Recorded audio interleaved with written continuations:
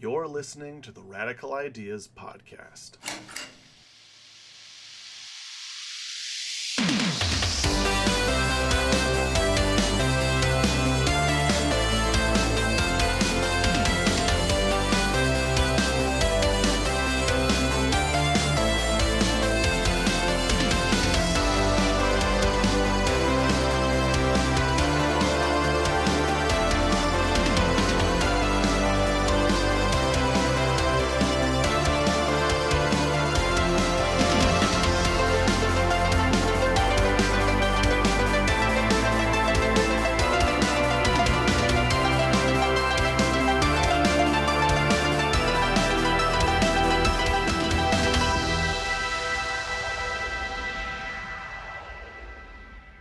Episode 4, The Green Lantern Corps.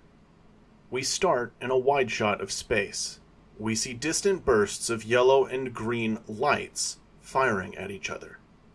There is then a large yellow explosion, and suddenly we see hundreds of individual green beams of energy fly out in all directions. 5 head towards the camera. We follow these 5. We cut to Earth, and we are introduced to John Stewart. We see him walk out of his apartment, and as he does, he passes a photo of him shaking hands with the president and a framed Medal of Honor. He takes the bus to work, the buildings pass by, and eventually he comes to Ferris Aircraft. He heads inside and passes a memorial to the lost test pilot Hal Jordan. He continues to his office, and we see that he works there as an architect and structural engineer. He finishes his workday, but is clearly down. We see that he barely interacts with coworkers, he eats alone, he lives a lonely life. And eventually, it's quitting time. He heads back out, he passes the memorial again, he rides the bus home. And as he gets off the bus, we see him give some money to a homeless man. We see him repeat this routine again and again, day in and day out. He is a creature of habit. Until one night on his ride home, he notices that the homeless man is gone, but his little hut is still there. John inspects the hut, and we see that the homeless man has a U.S. Marine's hat amongst his things. Then John hears the sounds of a fight. John follows the sounds and finds a group of 4 men beating the homeless man up. But John steps in. He charges them and begins to fight. John is deflecting their blows and hitting back hard. One of the men picks up a piece of pipe from the ground and begins swinging at him. John deftly dodges out of the way and swings, eventually disarming the man, and throws the pipe over the section of fence, out of reach of the assailants. The 4 men all look at John, who is nearly untouched and clearly itching for more, and they run off. John helps the homeless man back up and brings him back to his hut. John leaves him there for a moment and heads across the street, returning shortly after with a hot coffee and a sandwich for the man. John sits down with him, and the 2 eat together. After getting up, John and the man say their goodbyes, and the man thanks John again for everything, and John tells him not to worry about it. And as John begins to walk away, a green beam of energy shoots down from the sky, and floating in front of him is a glowing green ring, and it says to him, "John Stewart of Earth, Sector 2814. We then cut to Baltimore, and we are introduced to Guy Gardner, who is sitting down at a dive bar where he is being a violent drunk. He is shouting about his exploits as a former MLB player, but he is stopped as a police officer puts his hand on Guy's shoulder. And we are introduced to Mace Gardner, Guy's older brother, who is responding to this call to bring his brother into the drunk tank, something that has sadly become routine for the pair. But tonight, Guy is acting worse than ever. Guy tries to fight his brother, and Mace is having none of it. He keeps pushing his incredibly drunk brother off of him and begins shouting at Guy. He acknowledges that they had it rough as kids, but they're adults now, and Guy has to stop living in the past. This enrages Guy, who shoves his brother into a pile of trash cans and walks away. Mace scrambles to get up, yelling at his brother to stop. The yelling grows more frantic, and Guy suddenly turns around, preparing to cuss his brother out before Wham! He is hit by a bus. 1 year later, Guy Gardner wakes up from his coma, and his brother is there waiting for him. Guy makes a joke asking if this hangover feels worse than normal or is it just him. Mace laughs and gets the nurses. Guy is told that it is highly unlikely that he will ever walk again, and he'll be very lucky if he's able to regain fine use over his arms. But Guy just scoffs and says, "Lady, you clearly have no idea who I am." And we get a grueling montage of Guy Gardner doing physical therapy. He works hard and he dedicates himself to the exercise. We see that he quits drinking, he quits smoking, and he cleans up his act as he works harder and harder to regain control over his body. We see several shots of him crying to himself as he fails to stand at times, but we keep cutting to the next day where he pulls himself back up.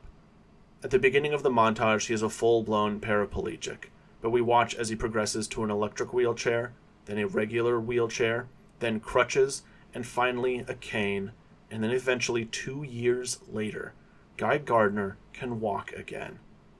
And as he ditches the cane that he'd been walking with for so long and leaps for joy, a green ring stops in front of his face. Guy Gardner of Earth, Sector 2814.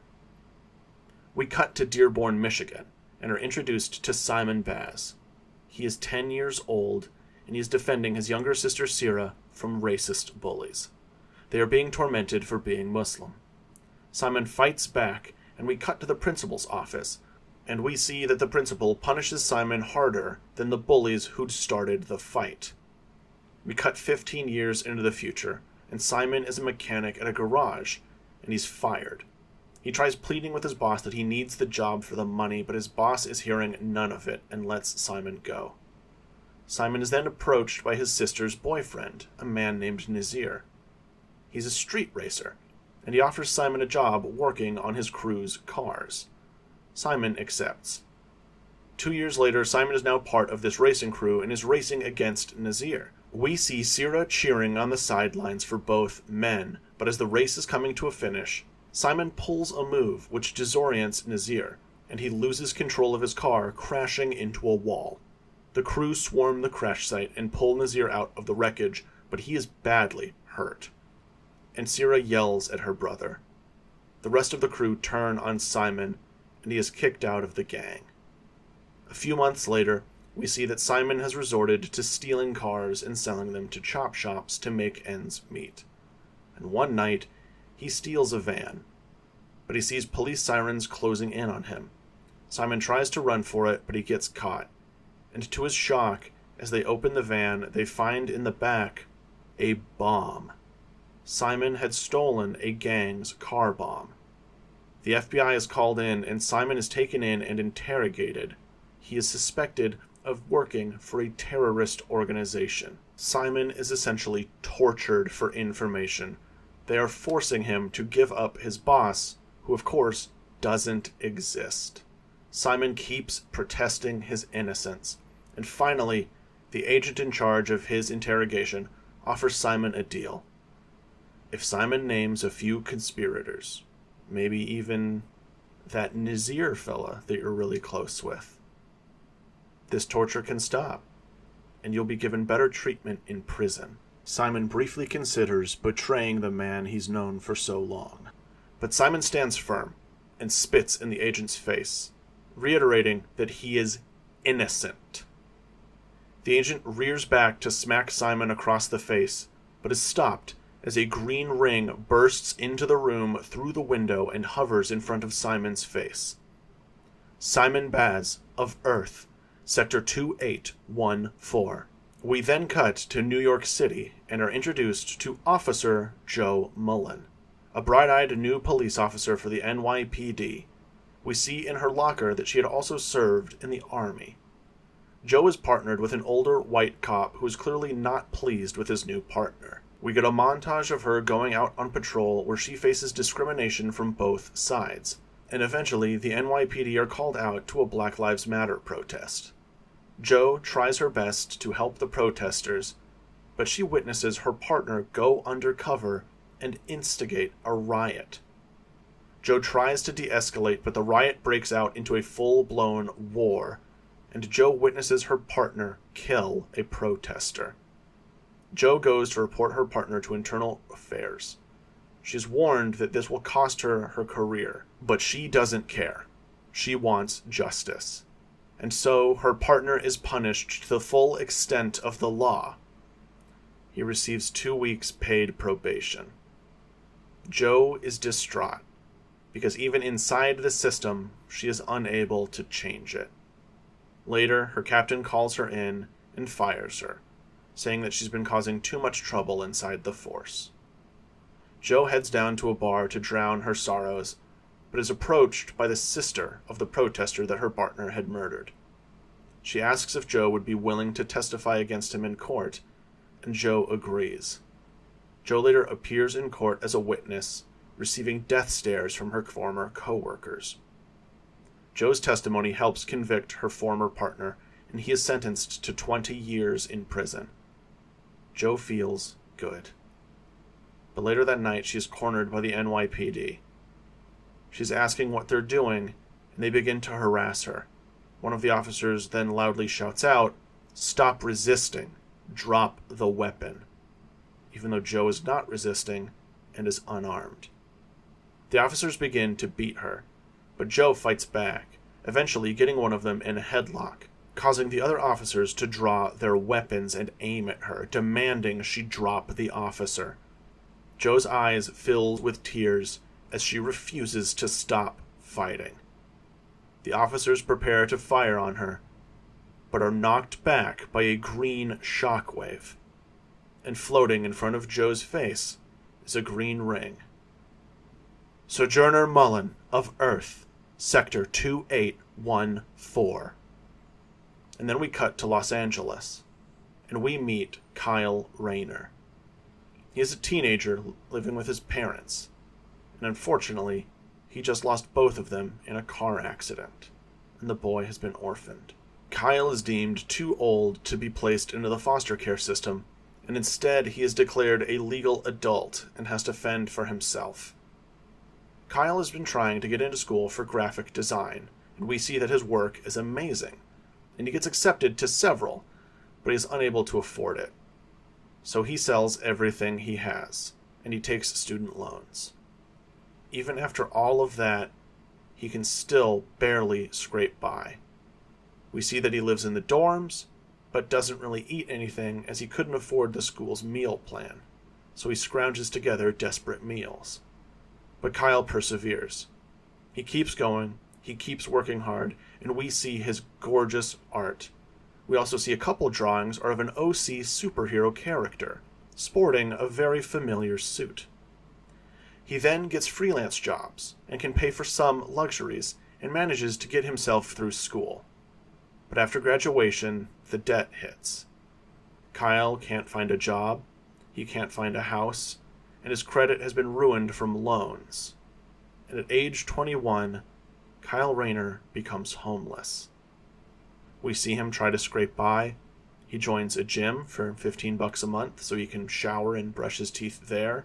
We see him go to interview after interview looking for some way out of the predicament he is in, but time and time again, his applications are denied, or after walking into the interview, they see his state of dress, and the interviewers end the session. Eventually, we see Kyle standing, looking over the edge of a bridge, contemplating throwing himself off. He lets himself begin to fall forward, but catches himself. He screams and cries into the air before hopping back onto safe ground, and he heads back to his shack underneath an overpass. And then a green ring appears before him. Kyle Rayner of Earth, Sector 2814. And finally, we cut to Washington, D.C., and we meet Jessica Cruz. She and her friends are going out for a camping trip during the summer.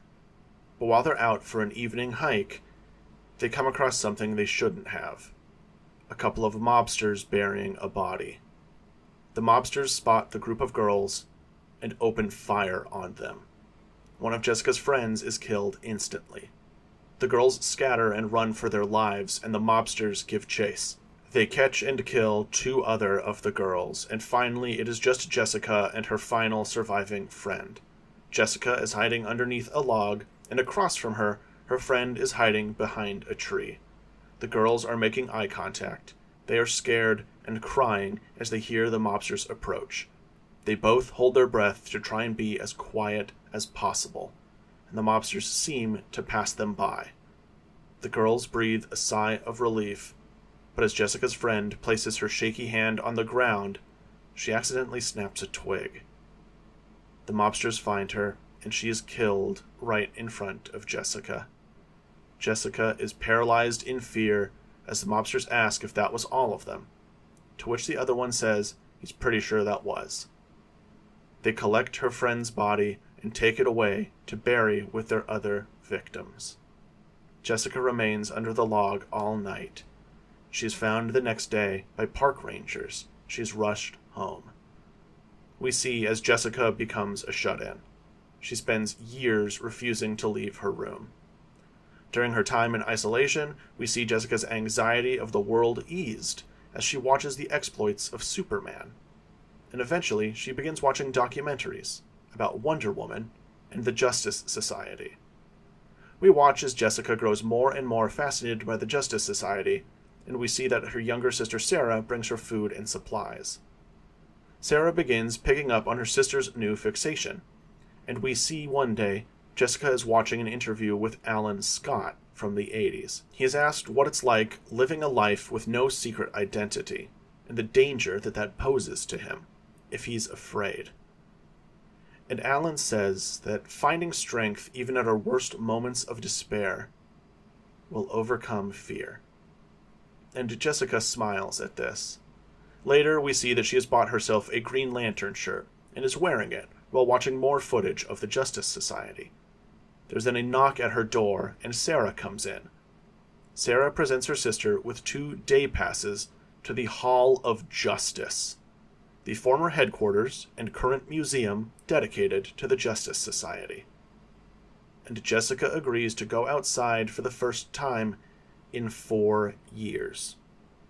She is hyperventilating, she is panicking, but she looks at her Green Lantern shirt and calms herself down. And finally, she and her sister arrive at the Hall of Justice. The tour guide explains how it used to be the headquarters, but after the disbandment in 1994, the facility was converted into a museum in their honor. One of the guests asks if the Jay Garrick helmet on display here is real, to which the guide sadly says, no, it is just a recreation. The real Jay Garrick helmet is on display at the Flash Museum in Keystone City. Jessica and Sarah look around all of the displays of the older heroes, and Jessica stops as she gets to the Green Lantern display. Jessica stares at the ring and is clearly comforted by it. But then, it begins to glow. An artificial voice comes from the ring, saying, "Lantern Network connection reestablished. Candidate protocol loaded. Scanning for candidate. Candidate identified." And the ring shoots forward, shattering out of the glass case, and floats in front of Jessica's face. Jessica Cruz of Earth, Sector 2814. We then simultaneously see all of the lanterns receiving their rings at the same time, and in unison, the rings say to them all, "You possess great will and have the ability to overcome great fear. Welcome to the Green Lantern Corps." The rings latch on to everyone, and they are pulled into the sky. We follow the lanterns as they all scream, being pulled into space, eventually all 6 characters uniting in space, asking each other what is going on. Jessica is in a full-blown panic, Kyle is swearing in Spanish, Gardner is asking them all if his brother put them up to this, and the rings announce that they are opening a wormhole to Green Lantern Mobile Operating Base. And in a bright flash of green, they are teleported into deep space. The 6 humans are in awe as they see nebulas and stars far outside their own galaxy, and they are rushed towards a lush green planet with a massive Green Lantern logo on it. The screen displays to us, the audience, Green Lantern Mobile Operating Base, Green Lantern of Sector 2261, Mogo. The team land on the surface of Mogo along with hundreds of other new Lantern recruits. The team are suddenly surrounded by hordes of different alien species, and they begin to panic. But then one loud voice shouts out, "Listen up, ya poozers!" And all attention is drawn above, where we see the leaders of the Green Lantern Corps. Hal Jordan, Kilowog, Lysandra, Karina Vint, Salak, Tomar Ray, Lashor, and Zale. Kilowog speaks up, saying he knows that this can be very disorienting, but everyone needs to listen up. He knows the universal translators in the rings work, so don't act like you can't understand what I'm saying. You have all been selected to be members of the Green Lantern Corps. You will be divided into groups, and you will be trained by a veteran lantern from your closest sector. The group is confused in this chaos, but Hal Jordan approaches them. He manifests a vehicle for them all to get inside, and he takes them and flies off to a mountain range on Mogo. He says that he is sure that they have lots of questions, and they will have time for that when they land. As soon as they do, they all bombard Hal with questions. Hal tries to answer, but none of them are letting him get a word in edgewise. We see Hal speak to his ring. "Aya, please mute the new recruits." And suddenly, all of the new recruits are muted. After a short while, they all stop wondering what has happened and accept that Hal muted them, and Hal gestures to his ring, explaining, "As your commanding officer, I am in charge of granting or revoking privileges from your rings until you complete your training. Aya, unmute them." Aya does. Hal looks to the group again and says, "Any questions, this time one at a time." Guy Gardner raises his hand, and Hal Jordan points to him. And Guy Gardner says, "You keep saying Green Lantern. You mean like that gay guy from the Justice Society?" And everyone recoils at Guy for asking that question. And Guy has a total, "Oh, come on, what did I do?" moment. Like, being gay ain't bad. They tell Guy that he can't just talk like that Alan Scott was more than just the gay one on the Justice Society. And Guy says, "Well, yeah, of course he was, but it wouldn't feel right to ignore that part of him. It was important." And everyone just stares blankly at him, wondering how on earth this guy exists. Guy is confused because he feels like he's totally in the right for giving Alan the proper representation and respect, but everyone else just shakes their head. Hal interjects, saying, yes, Alan Scott was a hero on Earth known as Green Lantern, but, as we all know, his ring was magic, unlike the 5 of you, and Hal suddenly realizes there are 6 humans in front of him. He asks Aya how many rings were sent to Earth again, and Aya confirms only 5. Hal goes up to Lantern Jessica Cruz and inspects the ring that she is wearing. And Hal freezes, realizing that she is wielding the lost ring of Ganthet.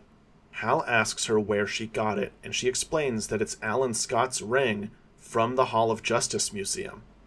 She was there with her sister, and the ring just started speaking to her and latched onto her hand.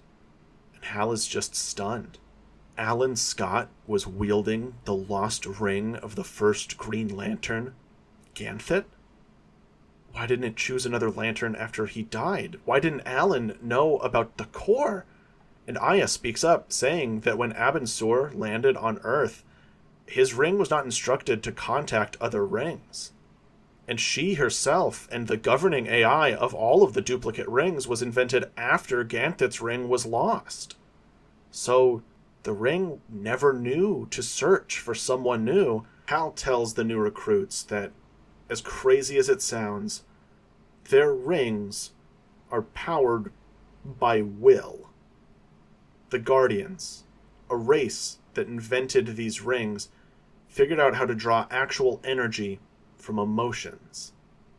And they figured it out because of this ring.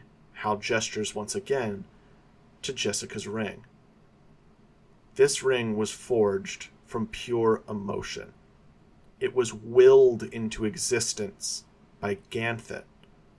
all of our rings are artificial duplicates of this.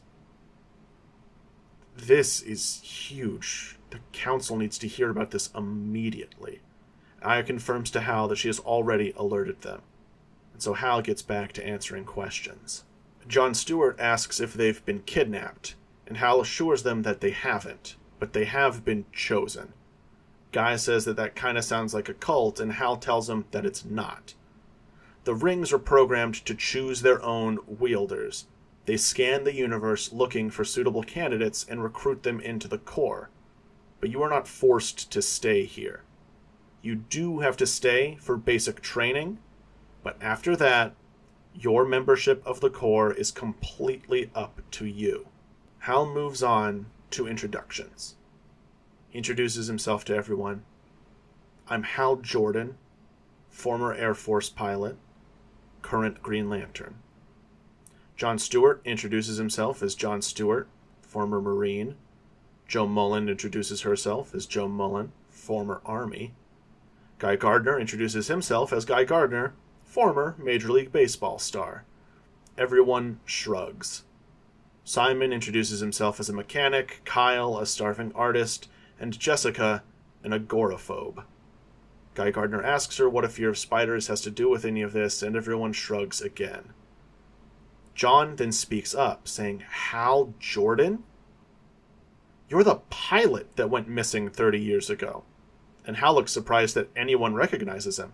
John says that he works for Ferris Aircraft, and he passes the Hal Jordan Memorial every morning on his way to work. Hal has been missing for 30 years, and he's supposed to believe that they're allowed to leave?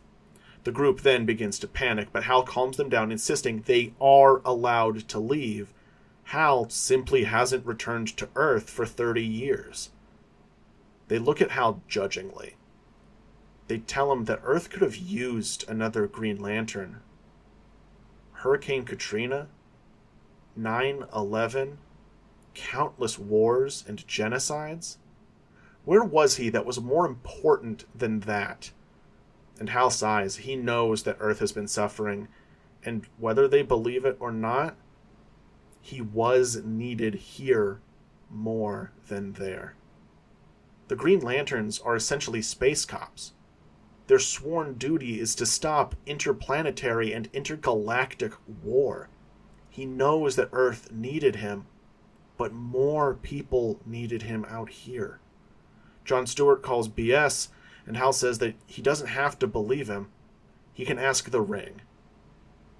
Hal explains that Aya, the governing AI of all of the rings, keeps all of the rings synchronized, as well as being synchronized with a massive intergalactic database back on planet Oa. Aya can answer nearly any question. And so John asks, how many lives has Hal Jordan specifically saved? And Aya responds, counting only direct actions taken by Lantern Hal Jordan, with no assists, and discounting lives saved via indirect or unintentional actions, Lantern Hal Jordan has saved 14,735,612,544 sentient lives, the highest number in Lantern Corps history. The group is stunned, and they all turn to Hal with a newfound respect.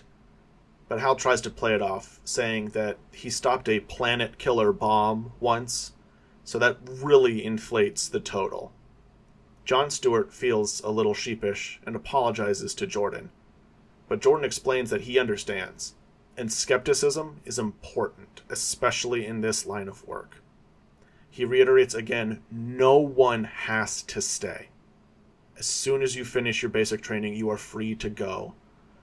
But I hope that you will stay.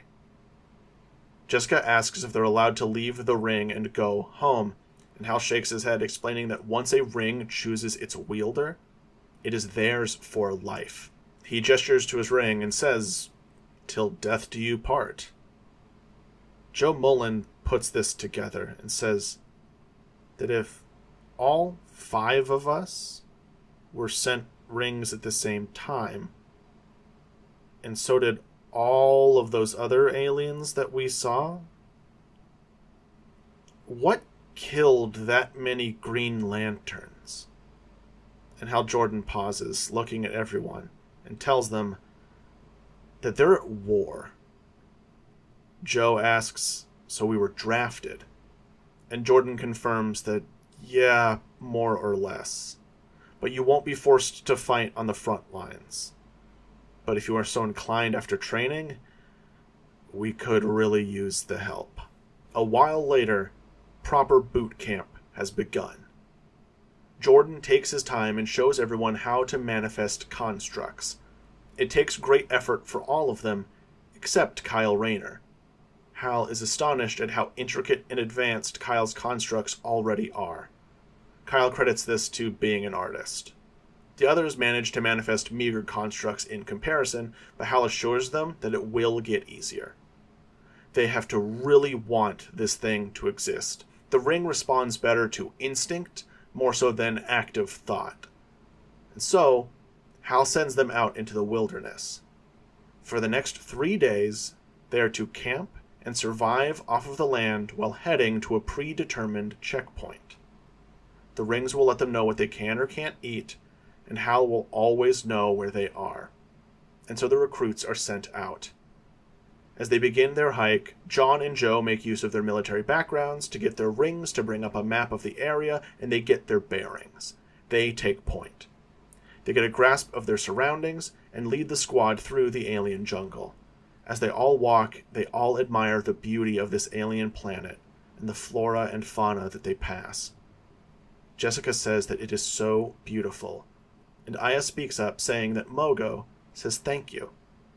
Jessica asks what she means by that, and Aya explains that the planet that they are on is called Mogo, and it is a sentient being and a member of the Green Lantern Corps. It is aware of everything happening on its surface. And eventually, nighttime comes to Mogo. The team figure out how to use their rings as flashlights and begin to assemble shelters for the night.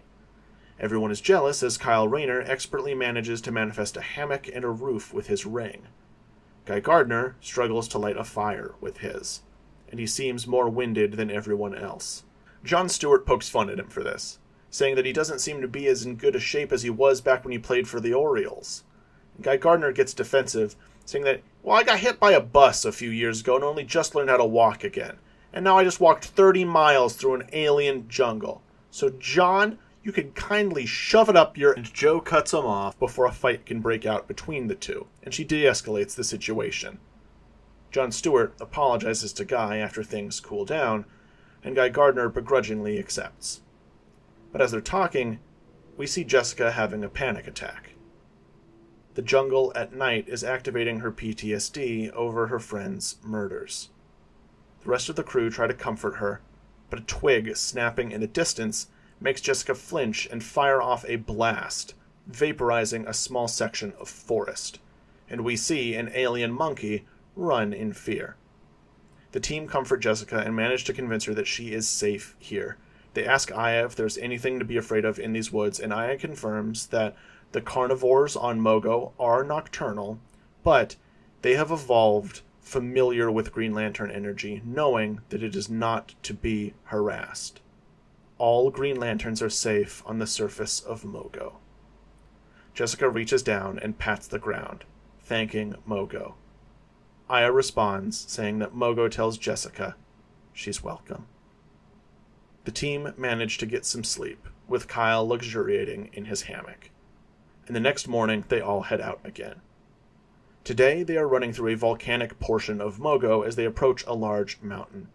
As they head through the treacherous landscape, Jon Stewart nearly falls into a pool of lava. But he is caught as Simon Baz manifests a platform beneath him. John thanks him, and they all continue forward. We then see them scaling a small portion of cliff, and we see that they are all managing to manifest safety harnesses while they climb, of varying levels of detail. Kyle's looks basically like a full-blown safety harness, but painted green. Joe and John's look more or less like military harnesses. Guy, Simon, and Jessica's all kind of just seem like glowing green bands wrapped around them, but they all work, and they scale the mountain and bed down for the night once the sun sets. On the final day of their journey, they are walking around the base of a large mountain. They are all talking about whether or not they are going to stay and fight in this war. John, Joe, and Kyle seem dead set on it. Kyle admits to the group that before this he was homeless, and even if the ring is essentially kidnapping them, fighting in an alien space war is better than going back to where he was. Joe agrees, telling everyone that she used to be a police officer, and Earth law enforcement is corrupt and racist. But so far, the Lantern Corps seem diverse, and like they actually fight to protect others, and that's something she's been wanting for a while. John is very much in the same boat. They all heard how many lives Jordan saved, and if there are that many people out here that need help, they gotta stay and fight. And besides, if they win the war, they can go back home after. Simon is also inclined to stay. He mentions how things got messed up back on Earth, and time again, he just can't go anywhere without being judged for who he is. If being a Lantern doesn't feel that way, he'll probably stick around. Guy Gardner insists that he's staying because his grandpa fought in World War II and constantly bragged about killing Nazis. And now it sounds like they're fighting space Nazis? So Guy's gotta go bring the hurt to him. And finally they get to Jessica. And she says that she's scared and wants to go home. She misses her sister, she misses her bed, she misses her home. And this, she gestures to everything around them.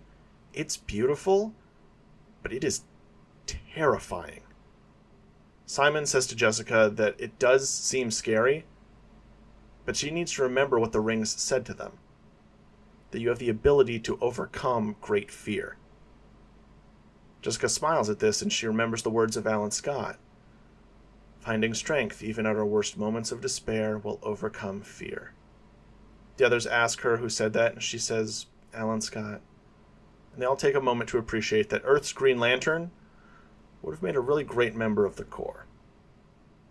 The team continue on and finally get to the waypoint they were set to reach. It is a cave leading into a mountain.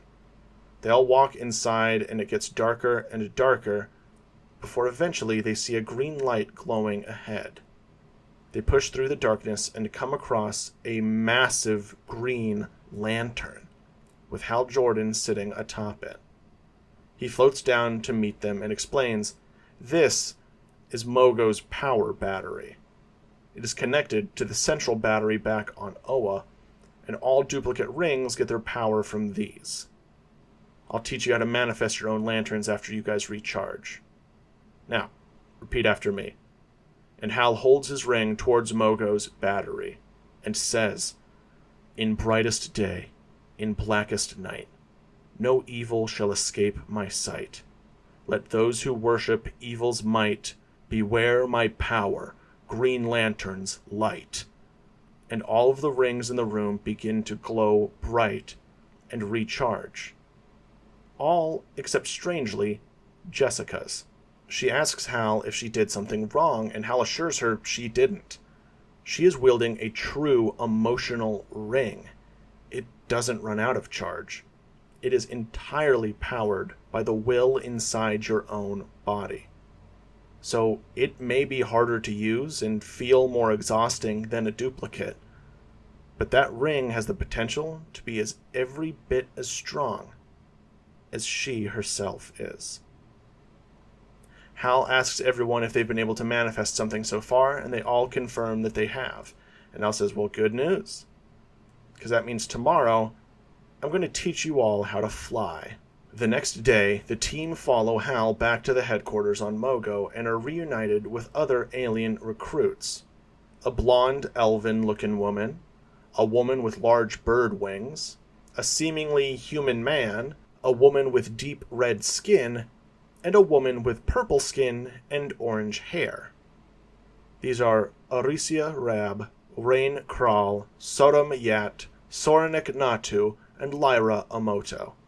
They had been training with Kilowog. Guy Gardner sees Aricia and heads over to her, slicking his hair back. He introduces himself. Well, hey there, darling. Name's Gardner. Who might you be? She eagerly introduces herself. I am Oresia Rab of Graxos 4, and I am 14 years old. Hearing that, Gardner immediately says, Nope, and turns around and walks away. Oresia looks confused and looks to her comrades for an explanation, but they all shrug because they don't know what that was. And then Kilowog speaks up. All right, poozers, today is flight training. And crawl, he shouts to the Thanagarian woman. No wings. If you can't use them in space, you don't get to use them today. He looks to the human lanterns and says, Humies, unless a lot has changed on Earth in the last 30 years, Jordan tells me you don't have jetpacks or hover belts or anything like that. So you bunch of cavemen just try and keep up. And Kilowog spawns a multi-lead leash, tying up all 11 new recruits, and he takes off into the sky. As they ascend, Kilowog points out that despite the wind, they can all still hear him clearly. That's because of the rings. You'll also notice you aren't freezing. That's also because of the rings. And that you can breathe despite the atmosphere thinning out. Once again, the rings. And finally, he stops. All of the recruits are dangling and smacking into each other as Kilowog holds them thousands of feet in the air. He then spreads the leads and turns the entire situation into a sort of tilt-a-whirl looking thing. And he tells them all, all right, float. And the people try. None of them particularly succeed, and after about an hour of trying, Kilowog tells them that they're all done for now. He's going to go with all reliable. And Kilowog drops them. They all begin plummeting towards the ground, screaming. Raincrawl of Thanagar spreads her wings, but suddenly green constructs force them closed, and we see Kilowog keeping pace with them, shaking his finger, saying, No wings. Kilowog tells everyone not to worry. The rings will save them before they hit the ground, but it's gonna hurt like hell. The lanterns continue to fall, but one by one, they manage to slow themselves. And eventually, they are flying. Jessica Cruz is the last one falling. She looks at the ground fast approaching and braces herself for impact. But as she does, the ring slows her to a halt. She opens her eyes to see that she's floating several feet above the ground. And then she begins to laugh. The recruits then all begin soaring through the air in various displays of varying levels of talent. Raincrawl gets the hang of it the quickest as she is used to the sensation of flying. And that night, the recruits all return to the main base on Mogo for a big celebratory dinner, and we get a better look at plenty of non-humanoid lanterns. Jordan announces to everyone that tomorrow they will be heading out on patrols. Not the front lines, but they're going to be following senior lanterns out on aid missions in the war zone, cleaning up in the aftermath of the slaughter. John Stewart raises his hands and asks, if lanterns are supposed to be so tough, what exactly are we facing out there? The camera pans to Soranik Natu. She shrinks down in her chair. Hal Jordan says, we're facing ourselves. There's a shocked murmur across the crowd. Hal raises his hand to silence everyone and says that one of our own, the former lantern of Sector 1417, Thal Sinestro. And we cut to space, to the ruined planet of Ron. The Emperor and Empress of the planet are thrown to their knees, bound in glowing yellow chains. They are being led by a blue alien with large fangs and a humanoid with magenta skin. We see a pair of feet hovering above them, glowing in yellow aura.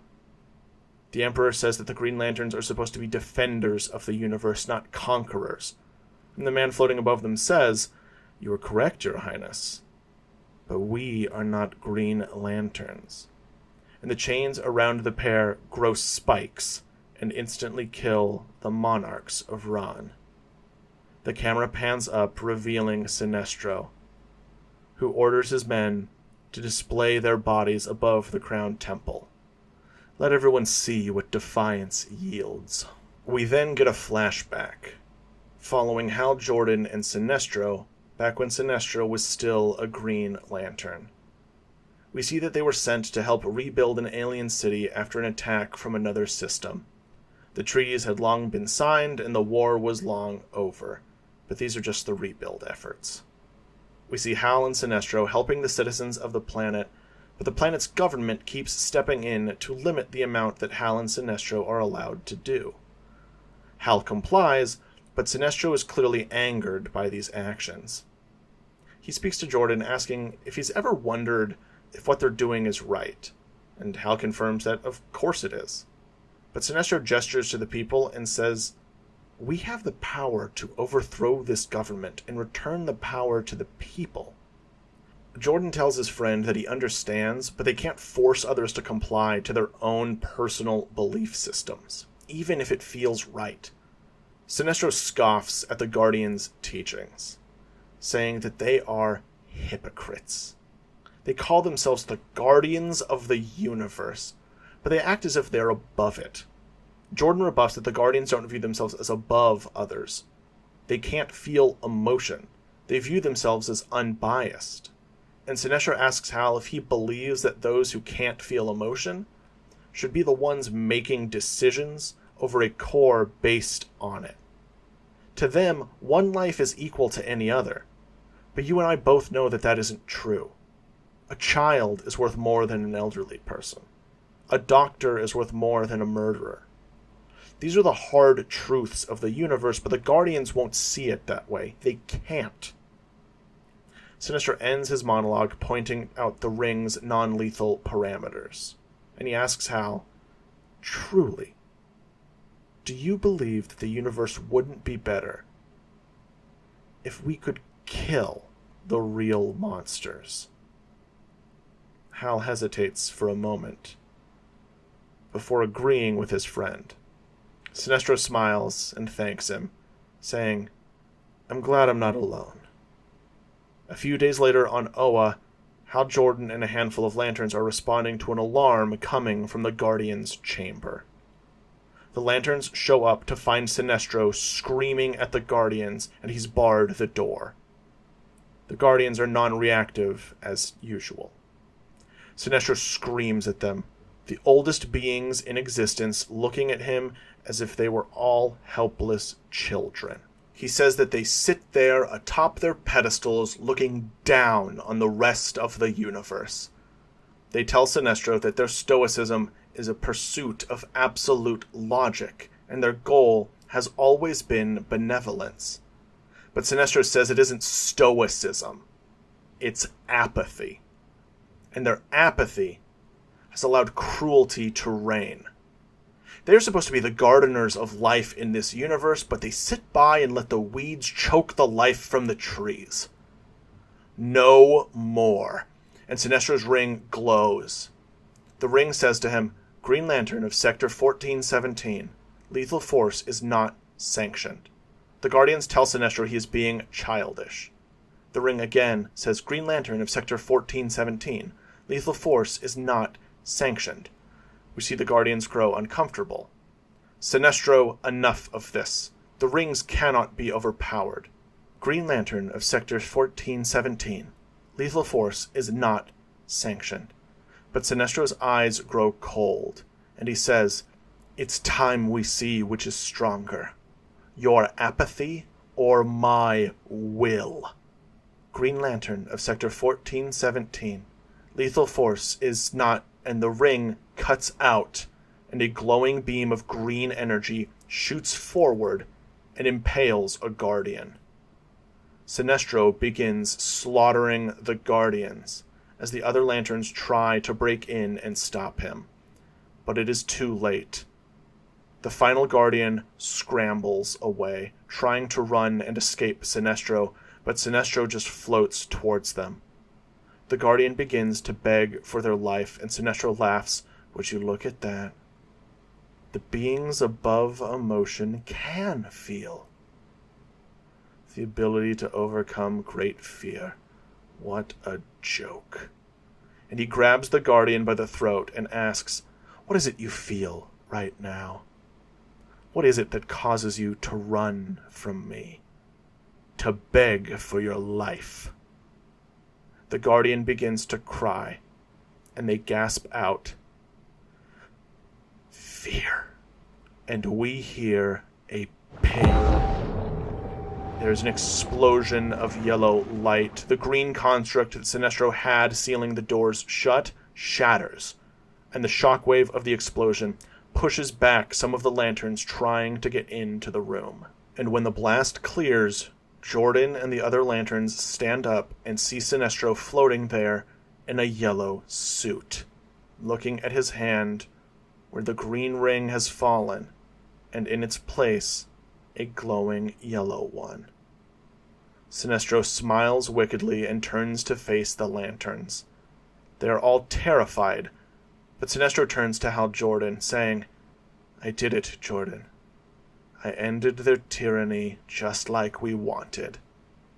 Hal is devastated, saying, "This isn't what I wanted. I didn't want the Guardians to die." Sinestro seems hurt by what his friend is saying. There was no other way. They've been in power for billions of years, and what, you thought that we could change their minds? We could talk them out of it? Think, Jordan. And Hal raises his hand and says, "By my light, I place you under arrest for the murder of the Guardians of the Universe." Sinestro snarls in response and attacks the lanterns. Sinestro fights off all of them, pinning them to the ground, and then makes an announcement to the entire Green Lantern Corps. We see a maroon-skinned young alien man and the blue-skinned fanged alien from before. They are both Green Lanterns. The maroon man sees Sinestro and says, "Uncle?" Sinestro calls out to all who would join him. They will create a new Lantern Corps. They will fix the universe, and they will mold it into what it should be. And we see approximately a third of the lanterns on screen begin to cheer. Hal grabs the scared lanterns and urges them to follow him. He orders everyone to fall back to Mogo, and the Green Lanterns retreat as Sinestro takes Oa. We cut back to the dinner on Mogo. Hal Jordan has just finished telling this story to the new recruits. And that's what happened. Sinestro controls Oa, and he managed to reprogram the rings of his followers. And now they draw their power from him. The more fear he spreads, the stronger he gets. And we know he hasn't managed to reprogram the central power battery yet. We're in a race against time. Simon Baz yells out, "What happened to us having a choice to fight?" And Jordan says, "You still do. But it's important that you know the stakes." Nearly a third of our corps joined Sinestro, and another quarter were killed in the battles since. Sinestro himself is too powerful with his ring. But Hal turns to Jessica, saying, "Although we might have a way to even the odds." Hal turns back to everyone else, saying, "But we don't know for sure yet. For now, sit back, eat. Your training resumes tomorrow, and after that, the decision to stay is up to you." And Hal descends back down toward the table with the other veterans and begins eating. The recruits get to talking about everything, and they ask Jessica how she's feeling. And it's sounding like maybe her ring is the only thing that could possibly face Sinestro. Jessica fiddles with it, saying that it feels overwhelming, the responsibility of it all. But Guy Gardner speaks up. As he's stuffing his face with alien chicken, he says, "Yeah, so what? So basically we got like the Chosen One on our side? Sounds like a pretty sweet deal to me." Everyone rolls their eyes, and Guy says, "I mean, come on, think about it. If these rings make what we think real, and you have the strongest one of all of them, then all you gotta do is believe that you're gonna win, and you will. Like, right? Am I wrong here?" And he looks at everyone for vindication. Receiving none, he just goes back to eating. But we see that Jessica is actually kind of comforted by this, and she looks to her ring. The conversation then shifts to the topic of Sinestro. They say that he sounds almost too evil to be real, but Sornik Natu speaks up, assuring them that Sinestro is very real. She says that she is from Koragar, Sinestro's home planet, and that Thal Sinestro has always been an awful man. But she never imagined him capable of something like this, even though she would believe it. Sornik begins to tear up and excuses herself from the table. We see as she walks towards Hal Jordan. We see him stand up and greet her, and the two head off together. Simon asks, "Those two know each other?" And Oresia Rab excitedly speaks up, saying, "He's her uncle." Guy Gardner chuckles and says, "The guy married an alien? Wicked." The team finish eating and head to bed. The next day, Hal and Kilowog once again combine their teams for patrol. But before they go, Hal tells everyone that it's time for them to manifest their lantern uniforms. If they're going to be performing field duties, they'll need to dress the part. Hal's ring begins to glow, and it replaces the clothes that he's wearing with his Green Lantern suit and domino mask. Lantern uniforms have very few requirements to meet qualifications. They must be a mixture of green, white, and black, and pointing to his chest, he says, and they must have the Green Lantern emblem clearly and easily displayed at all times. And so the recruits get to work spawning in outfits to try. They check the others' reactions to see if they've hit something good. When Rain spawns a silver helmet that looks incredibly similar to Hawkman's, Jessica freezes and points to it, earning an equally surprised look from all of the other human lanterns. But they all shrug it off as coincidence and keep going.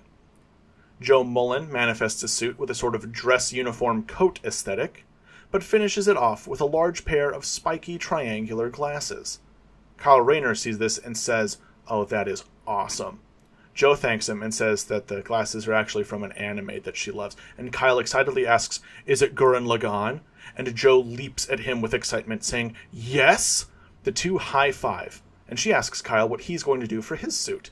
And Kyle just blushes, saying that actually he has this superhero OC that he draws sometimes.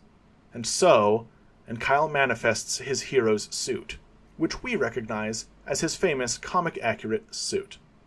He shifts the logo on his chest to be that of the Green Lantern Corps, and he smiles to himself. Joe nods and says that mask is awesome. The two of them high-five again, and then Oresia Rab manifests her comic-accurate skirt look. And Joe Mullen nods and says, "Okay, Sailor Moon, I see you," in approval. Oresia looks confused, but Kyle steps in and assures her, "Trust me, that is a huge compliment." And Oresia smiles and thanks them. Joe leans forward and asks her, "Are you okay with all of this? Like being a kid and all?" And Oresia looks confused. She says, "I'm not a kid, I'm 14. The two women look at each other confused, and Kyle asks Oresia, how old are kids on her planet? Oresia says that on Graxos 4, you're considered an adult by 10. Kyle and Joe are shocked at this, saying that on Earth, 18 is the age most consider an adult, and even then, maybe not even until you're 25. And Oresia is taken back, saying that 25-year-old Graxosians would be nearly middle-aged. The two ask Oresia what it's like living a life that's so short, and Oresia is again super confused. Oresia brings her ring up to her and says, "Aya, how long is an Earth year?" And Aya responds, "One solar rotation on Earth takes approximately 360 Graxosian days." And Oresia's jaw drops. Kyle and Joe then ask Aya what that means in Earth time. And Aya explains that one Graxosian year takes approximately 18.5 Earth years. Kyle and Joe are now the ones whose jaws drop. In unison, Kyle and Joe ask Oresia, "You are 240 years old?" While Oresia asks them, "You're only 1.5?" And they all begin to laugh, accepting the craziness that is alien physiology. We get a shot of all 11 new recruits in their shiny new uniforms, and they head out. And then we cut back to Oa, and we see Sinestro bombarding the central power battery with fear energy. For a brief moment, the battery flickers to yellow, before stabilizing once again to green. Sinestro curses under his breath, and his nephew, Amansur, approaches him. Sinestro says that he still doesn't have enough power to convert the central battery, so they need to do more. Amon voices his concern with his uncle, saying that they've already killed the corrupt leaders and criminals of over 1,000 sectors. What more can they do? And Sinestro tells his nephew to inform the Corps that they are granted permission to do whatever it takes to spread as much fear as possible. Amon nods, but is clearly concerned about his uncle's actions. But he sends the orders out anyway. Back with the Green Lanterns, they have arrived on the planet of Ran. Rain Crawl is visibly upset having to deal with Ranians. She explains that Ran was at war with Thanagar for centuries. She does not trust them. But Kilowog bumps into her, saying, "Those types of prejudices are exactly the thing that we are trying to work out of you. The sooner you realize that the real differences are only skin deep, the sooner you can actually do some good." Hearing this, Joe Mullen smiles. Ranians appeared more or less human, and the human lanterns briefly discuss how weird it is that so many aliens look human. But they continue with their work. John, Joe, and Kyle are tasked with helping rebuild damaged portions of cities. Rain, Guy, Aricia, and Sodom are all tasked with hospitality and checking in with people to figure out what they need. And Jessica, Simon, Sornik, and Lyra are all asked to help transport supplies. The lanterns get to work. Partway through the day, a local politician by the name of Avanar Barr comes to speak to the public. But one citizen yells out that this is Barr's fault. He should have bolstered the Ranian militia to prepare for something like this. And Barr is shot at. The gunman begins to run, and Hal Jordan takes after him. He calls for John Stewart to follow, but John stays behind. Jordan yells at him, but John heads in an opposite direction. Hal pursues the gunman, only to find out that the gunman was a decoy, a hologram, left to be followed, a red herring. He heads back and finds that John Stewart has already apprehended the gunman, and the gunman confesses his crimes. He was actually hired by Barr to shoot at him, to garner favor in the upcoming election. Hal Jordan pats John on the back, telling him, "Very good work." They turn the two criminals over to the Ranian authorities, and the citizens boo them. And then the citizens turn to cheer for the Green Lanterns who had turned them in. We see Rain, Guy, and Sodam struggling to be kind, but their overly friendly companion Aricia helps show them what to actually do. And eventually, Guy Gardner teaches some of the local kids baseball, and the kids take to it instantly. Meanwhile, Jessica, Simon, Sornik, and Lyra are working together, and they reach the temple where Sinestro had earlier killed the planet's emperor and empress, where their bodies are now on display. Sornik looks disgusted, even more so than everyone else. Jessica speaks to Sornik and asks her how she's related to Hal. And Sornik says that Hal isn't actually her biological uncle, she's just known him since she was a child. He was friends with her father. And Jessica asks, "Is your father a Green Lantern?" And Sornik says that he was. Jessica apologizes for Sornik's loss, and Sornik thanks her. Sornik takes a moment and then asks, "Is it true that you're wielding the Lost Ring of Ganthet?" And Jessica says that, yeah. Suddenly, Aya alerts all of the lanterns that Bolovax Vic is under attack by the Sinestro Corps. Kilowog freezes. Jordan looks at him and then to the recruits. He orders them to stay here, but they need to go now. Kilowog and Hal take off into space as fast as they can, and we hear Hal radioing for any available veteran lanterns to convene on Bolovax. The recruits ask what's happening, and Sornik explains that Bolovax Vic is Kilowog's homeworld. The recruits all look at each other and nod in agreement, and they fly after Hal and Kilowog. They ask Aya to open a wormhole to Bolovax, and Aya urges them to reconsider. But they ask Aya how many people live on Bolovax, and Aya confirms a population of 16 billion.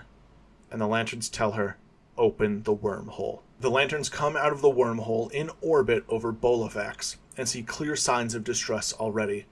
They ask Aya how many Sinestro corpsmen are there, and Aya responds saying it appears to only be 6. The new recruits say that they may have the experience, but we have the numbers, and they all head into combat.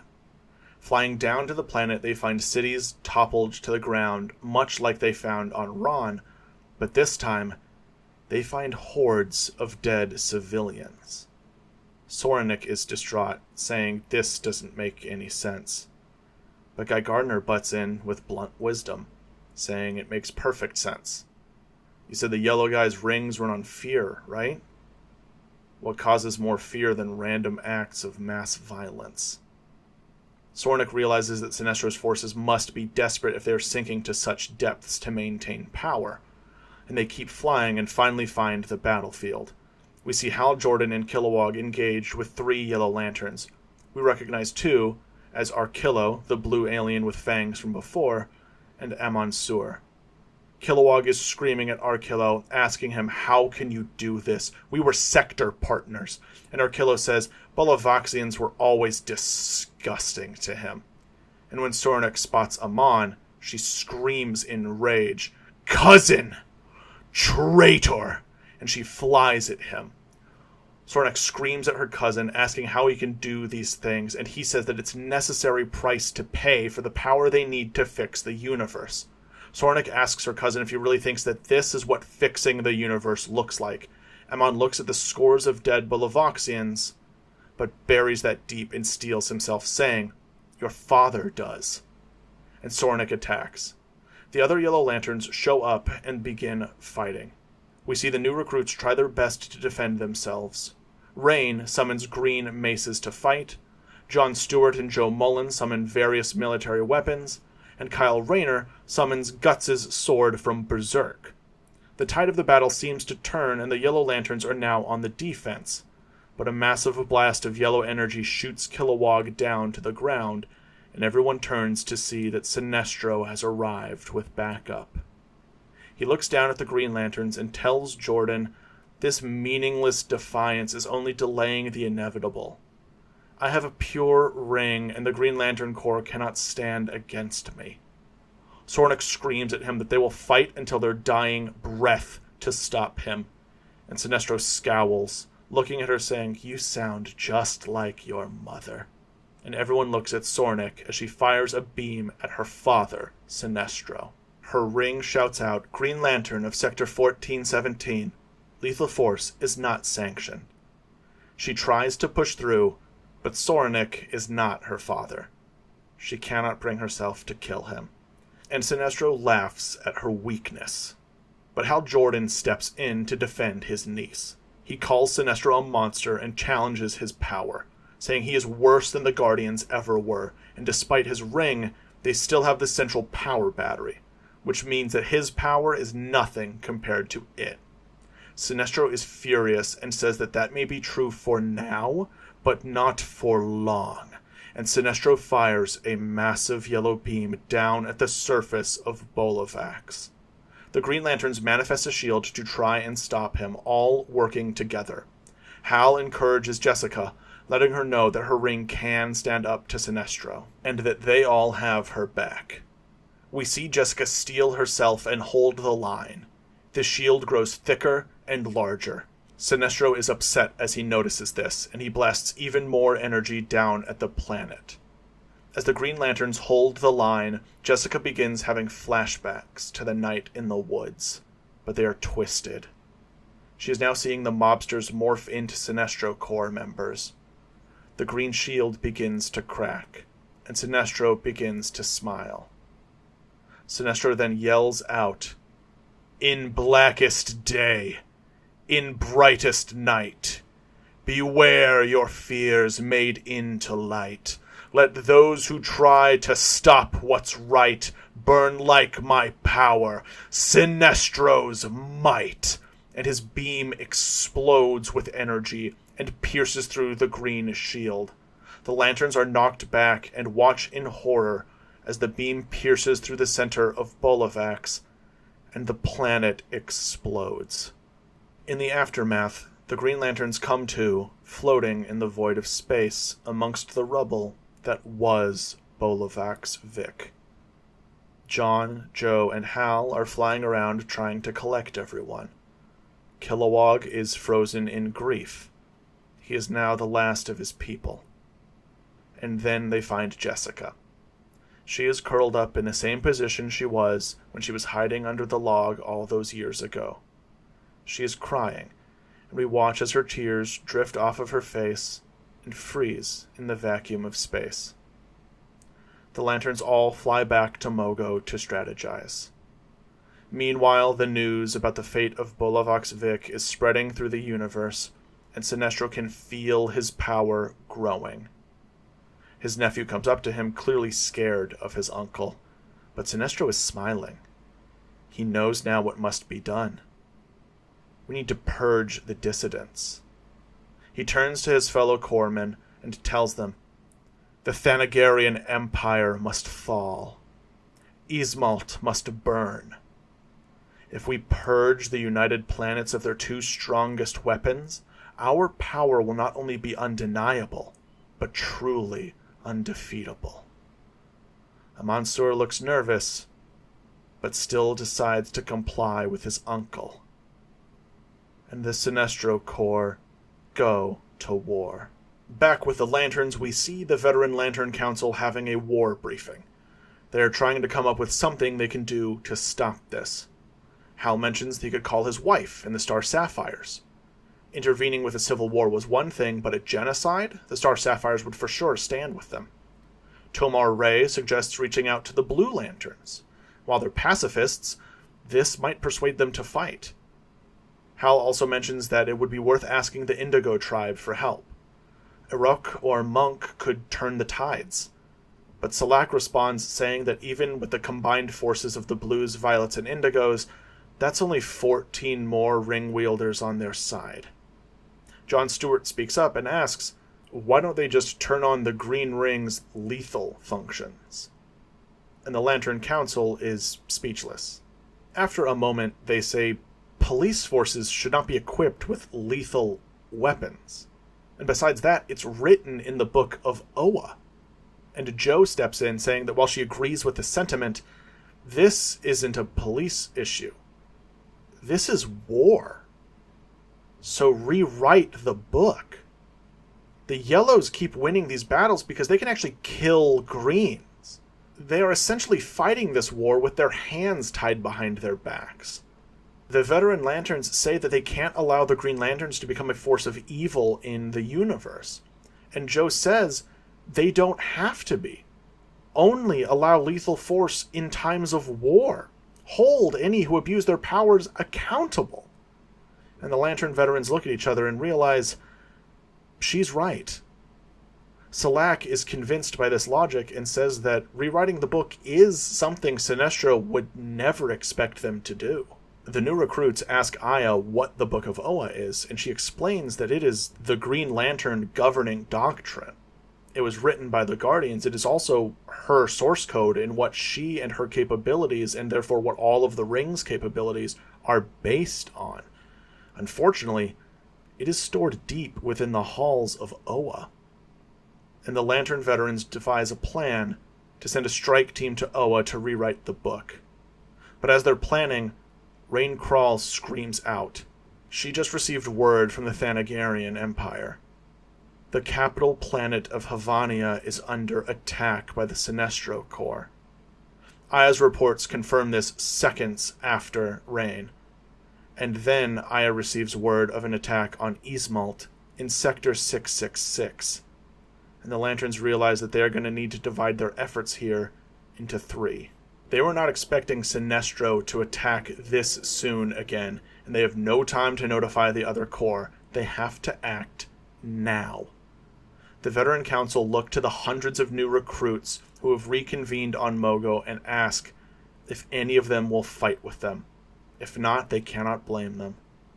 But Kyle Rayner stands up and holds his ring to the sky and begins reciting the Green Lantern Oath. All of the other recruits join in, and we see hundreds of lanterns performing the oath together as their rings shine. But Jessica Cruz remains silent. She wants to go home. She feels like a failure. She failed to protect the people of Bolovax just like she failed to protect her friends in the woods all those years ago.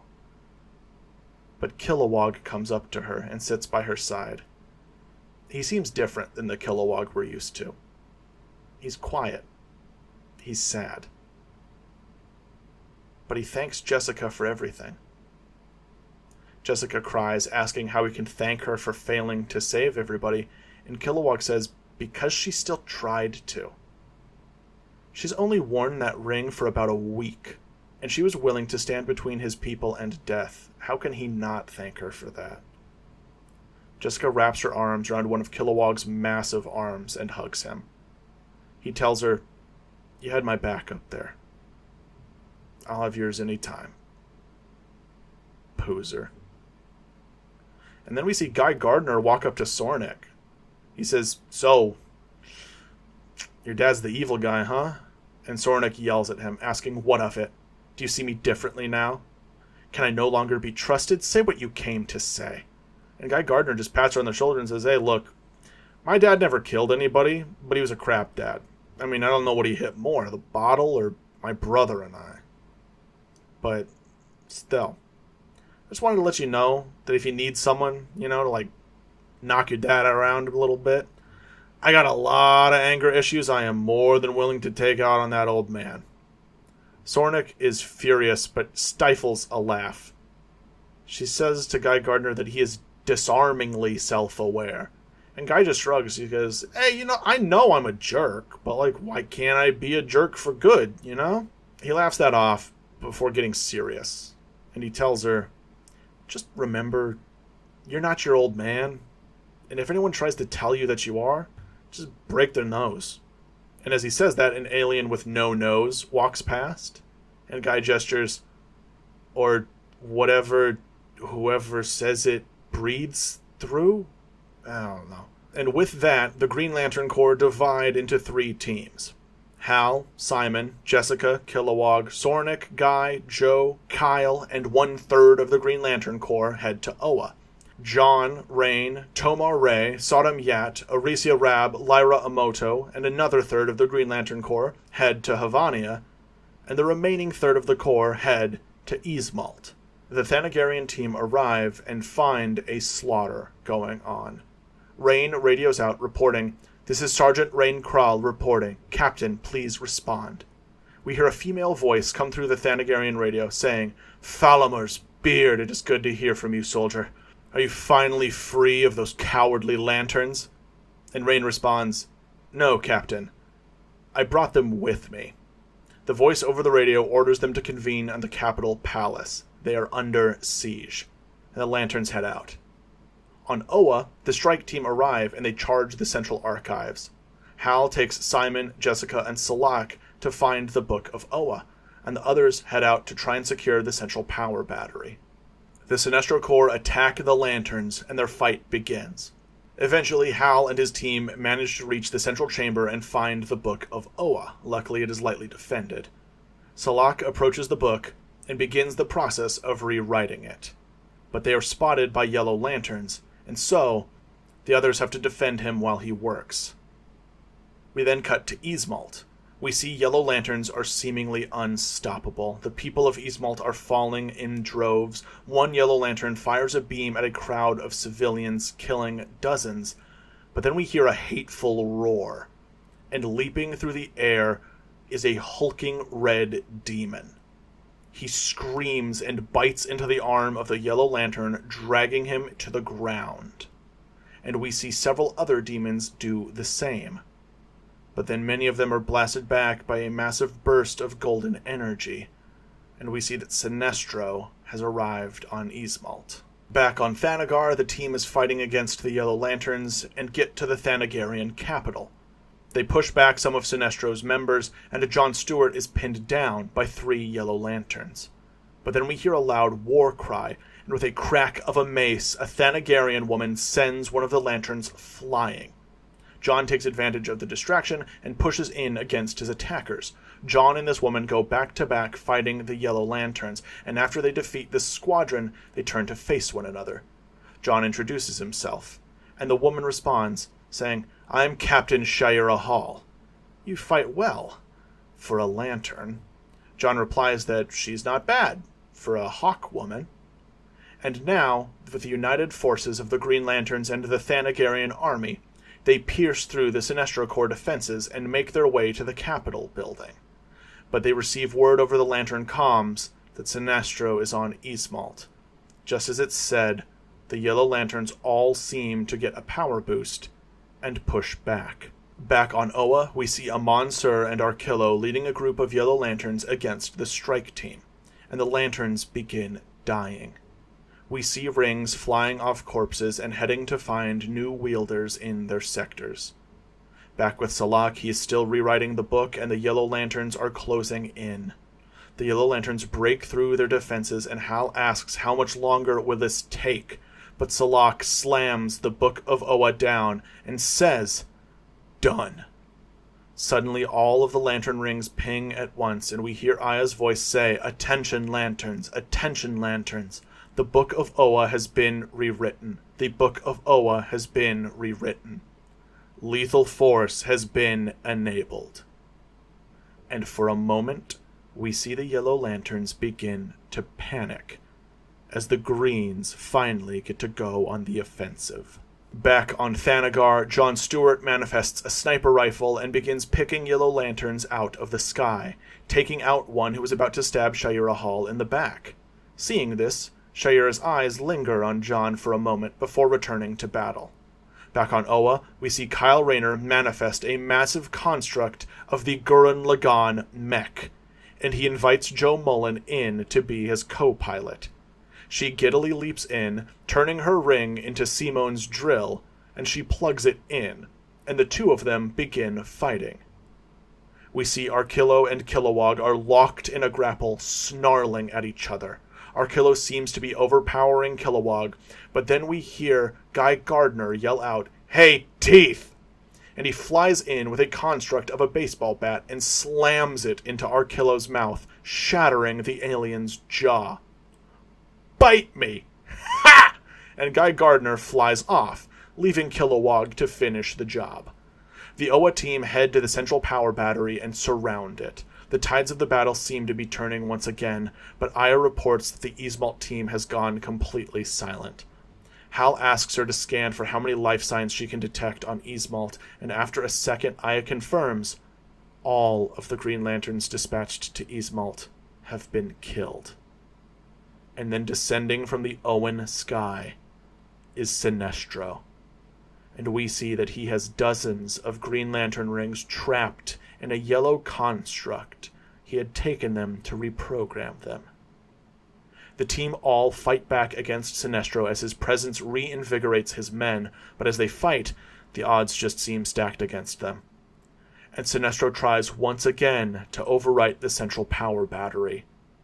He bombards the battery with yellow energy, and it begins to change color. The Lanterns try to push him back, but he waves his hand, and everyone begins experiencing frightening hallucinations. We see Hal Jordan witness the burning skeleton of his father climb out of the failed test jet and begin crawling towards him. We see Joe Mullen cornered by her former police co-workers, and we see Jessica Cruz in the woods again. It looks as though the fears are going to overtake them, but Jessica hears something, and the Yellow Lantern mobsters in her nightmare are suddenly blown back by a blast of green energy, and a hand reaches down under the log and helps her up. And we see that that hand belongs to Alan Scott. Alan looks at Jessica and says to her, "Finding strength, even at our worst moments of despair, will overcome fear." And we see Jessica's right eye begin to burn green, and suddenly the Green Lantern symbol appears over it. She raises her hand and blasts green energy towards Sinestro, knocking him back. This stuns him, and we see the other Lanterns able to snap out of their hallucinations because of it. The central power battery fades back to green as all of the Lanterns lay in to Sinestro. Sinestro is trying to fight back, but suddenly the sky goes black and we see an eclipse. But as Sinestro turns to the sun, we see that blocking it is Mogo. And Mogo fires down a massive burst of green energy. Sinestro is pinned down, and his ring begins to glow brighter and brighter as the Green Lanterns all unite their beams on him, and suddenly, boom! Sinestro's ring shatters. We watch all across the universe as the Yellow Lanterns are all instantly depowered. The Green Lanterns and their allies swarm the now powerless members of the Sinestro Corps and take them in. And on Oa, we see Soranik Natu manifest a blade underneath her father's throat. Sinestro's face hardens and he tells his daughter, "Do it." But the sword shifts into shackles and bind Sinestro. Soranik tells her father, "By my light, I place you under arrest. You don't get off that easily." And later, Sinestro wakes up in transit. He is asking his daughter and Hal where they are taking him. We see that all of the other human lanterns are in tow, curious to see his punishment. And we watch as the lanterns arrive on the planet of Nock. Hal explains that his predecessor, Abin Sur, discovered this planet and these people shortly before his death. We see the members of the Indigo tribe. As the Green Lanterns walk, they are bowing and showing respect to the tribesmen. And finally, they reach their chief, a woman with lavender skin. Her name is Irok. She asks if they have brought the prisoner, and they throw Sinestro in front of her.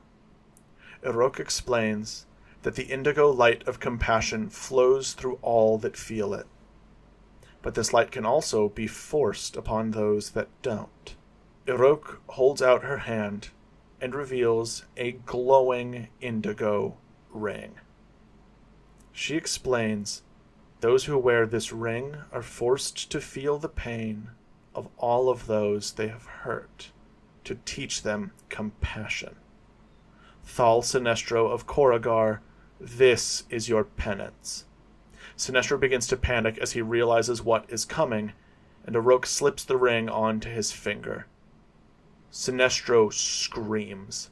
We see his eyes glow indigo as he begins to scream and cry violently. We watch as the pain of trillions floods into his mind. Irok turns to the Green Lanterns and says, "You may leave him with us." And Monk, a massive man with purple skin, picks Sinestro up and walks away with him as Sinestro continues to cry. The human candidates of the Green Lantern Corps return to Oa to help rebuild, just in time to see the hundreds of brand new recruits arrive. They all smile at each other, knowing that they will definitely be staying with the Green Lanterns. And then we cut back to Ismalt. We see a pile of rubble, and we see the demonic man from before who bit the Yellow Lantern crawl out of it. He looks out before him and sees a wasteland of his people's corpses. He runs through the streets and finally returns to his home, finding it in ruin. The man begins to dig, picking up massive piles of rubble and throwing them out of the way as he uncovers the crushed remains of a female demon and several children. The man begins to scream into the sky, and then he begins to cry. Falling to his knees, he begins to punch the ground. As he punches, a crater forms. He punches again and again, and the crater grows and grows. Blood from the surrounding area and blood from his fist begin to fill the crater as he punches and punches and punches, and suddenly there is a pain. The man freezes as he sees something glowing in the blood. He pulls out his fist, and sitting on his finger is a glowing red ring. And that is the first season of the Green Lantern Corps in my DC Cinematic Universe. Thanks for listening.